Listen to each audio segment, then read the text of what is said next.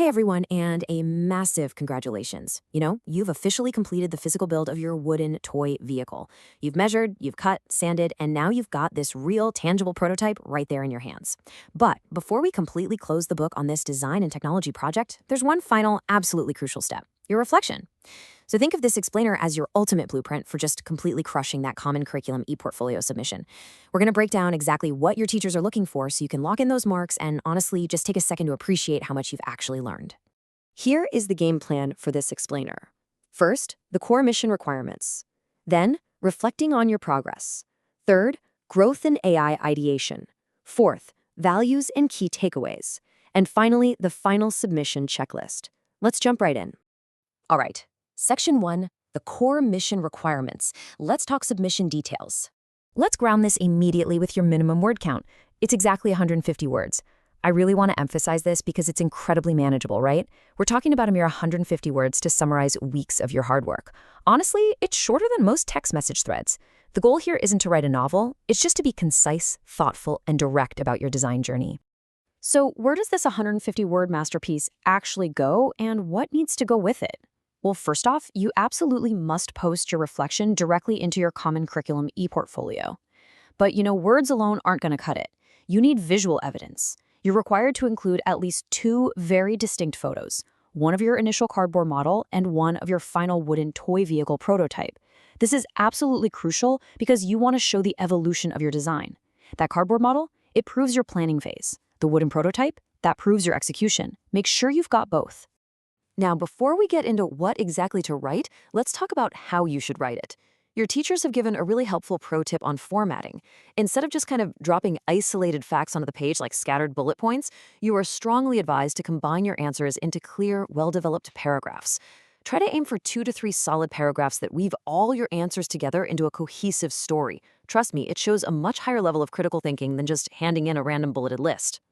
Moving on to Section 2, reflecting on your progress. Let's zero in on forethought and performance by taking a look at the past. Try to think of this whole project as a journey. To reflect properly, you really just need to answer 2 fundamental questions. Where was I going? And where am I now? When you first started, you had a specific set of goals. And now that you're finished, you've got a tangible reality to look back on. Did you actually end up where you thought you would? So here is exactly how you break that down into steps. Step 1, detail your learning goals from that initial forethought phase. Like, what skills did you actually aim to develop? Be super specific here. Was it measuring accurately, marking out the wood, handling the coping saw safely, or maybe just general problem solving? Then, step 2 moves right into your performance. What actually surprised you during the build? What worked really well? And finally, step 3, outline your challenges and solutions. Did a piece of wood split on you? Did you accidentally glue your fingers together? It happens. Just be totally honest about the difficulties you faced, and most importantly, explain exactly how you overcame them. And hey, if you sit down to write and you get hit with blank page syndrome, do not panic. You have the provided scaffolded writing frame. You can literally just write, "One difficulty I faced was," and then, I don't know, fill in the blank with your wobbly axle. Follow that right up with, "I overcame this challenge by," and explain how you sanded it down or fixed your measurements. If you use the frame, it practically writes itself. Okay, Section 3, growth and AI ideation. We are moving right along into the self-reflection phase. If that first part of your reflection was all about looking backward, this part is asking the big questions. Where do I want to go next? And how do I get there? This is the absolute core of self-reflection. Ask yourself, if you could do this entire wooden toy vehicle project all over again, what would you change about your approach? And why? What would you do differently next time to level up your skills even further? Now, a massive part of how we get there today involves technology. Your reflection actually requires you to discuss the ideation and shape borrowing phase, specifically how you use ChatGPT. But listen, don't just write, "I used AI." You got to dig a little deeper. What did you actually learn from using ChatGPT to generate design ideas? Did it spark your creativity? Did it speed up your brainstorming? Did it give you a way wider variety of ideas than you ever would have come up with on your own? And crucially, where else in your life could you apply this kind of idea generation? Once again, if you aren't exactly sure how to phrase all that, the rubric gives you a massive assist. You can use these sentence starters directly. Try something like, "Using ChatGPT helped me too," and then maybe add, rapidly brainstorm different aerodynamic shapes for my car. And then continue with, I learned that I can generate ideas by, perhaps, combining nature-inspired shapes with traditional vehicle designs. Seriously, use these tools to structure your thoughts clearly. All right, section 4, values and key takeaways. This encompasses the entire design project phase. Here you need to walk through a really comprehensive analysis of the project. First, what do you think is the most important value when designing a prototype? Second, what did you learn during that whole brainstorming and ideation process? Third, and this is a big one, what did you learn from the actual physical making process? You need to explicitly mention the tools you used, the techniques you applied, and your focus on accuracy and workshop safety. Fourth, just clearly state your overall key takeaways. And fifth, talk about real-life applications. As part of that overarching reflection, you've got to identify which core values you actually demonstrated while you were in the workshop. Things like perseverance, responsibility, creativity, teamwork, or resilience. Like, did you show resilience when a piece of wood snapped and you had to completely start over? Or did you show responsibility by strictly following all the safety rules with the tools?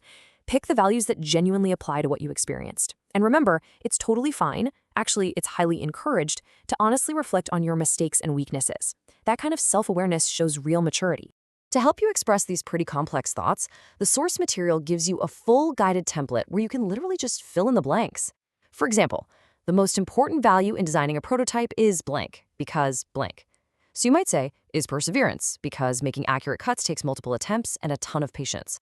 Take full advantage of these templates to make sure you're answering exactly what the prompt is asking for. Almost done. Section 5, the final submission checklist.